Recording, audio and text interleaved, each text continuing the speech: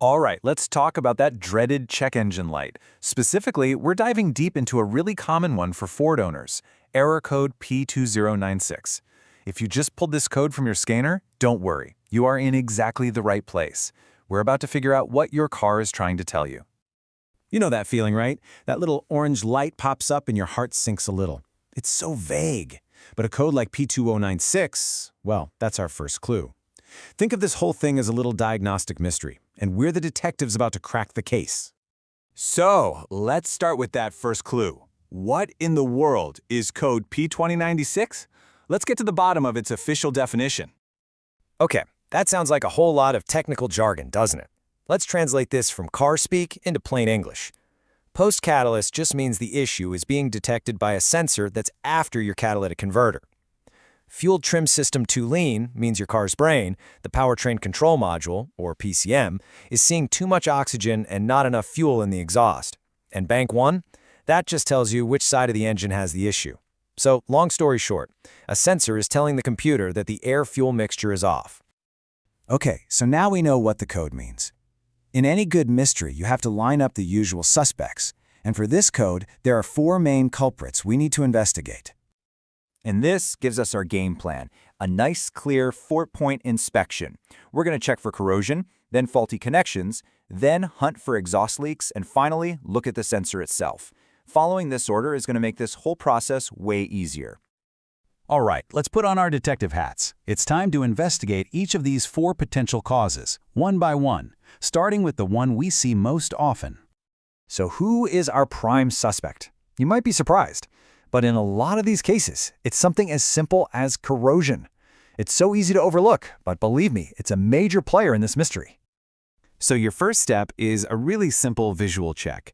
Get in there and look closely at the oxygen sensor's connectors. Are you seeing any rust, or maybe that kind of ugly greenish-white powder? That's the telltale sign that water has gotten inside. And this really gets to the core of the issue. Water is public enemy number 1 for electrical connectors. As soon as that seal fails and moisture creeps in, corrosion starts to build up, and that messes with the signals the sensor is trying to send. Okay, so let's say your connectors look sparkling clean. What's next? Let's move on to our second suspect, faulty connections. Sometimes the problem isn't decay. It's just a simple physical issue. The signal's there, but it's not getting through right. And again, a careful inspection is your best friend here. Are the plugs pushed in all the way until they click? Give them a little wiggle. Now, look at the wires themselves. Are any of them looking stretched, frayed, or damaged? A loose pin or a broken wire can cause the exact same error code as a much bigger problem. All right, on to suspect number 3, an exhaust leak. Now this one's a bit of a curveball, because we're not talking about an electrical problem anymore. This is a physical leak that's basically tricking the sensor into lying to the computer. So here's how that works. If there's a crack or a bad gasket in the exhaust before the oxygen sensor, it'll actually suck fresh air into the system.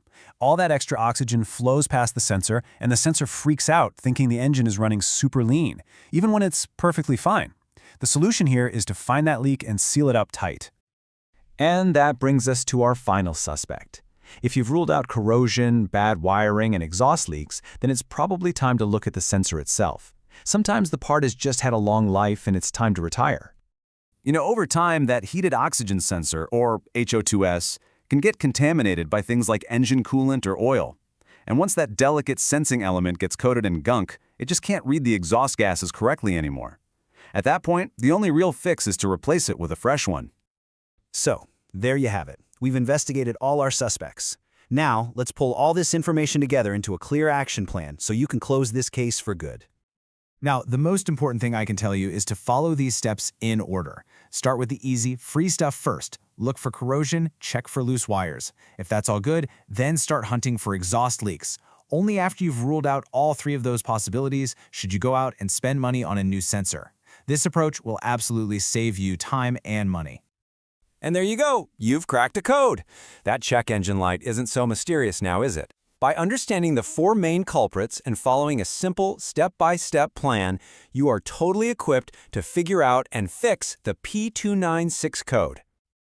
See, turning a cryptic code like P2096 into a simple 4-step checklist makes the whole world of car maintenance feel a lot less intimidating. So, what automotive mystery should we solve next? Let us know what you're working on. Thanks for watching.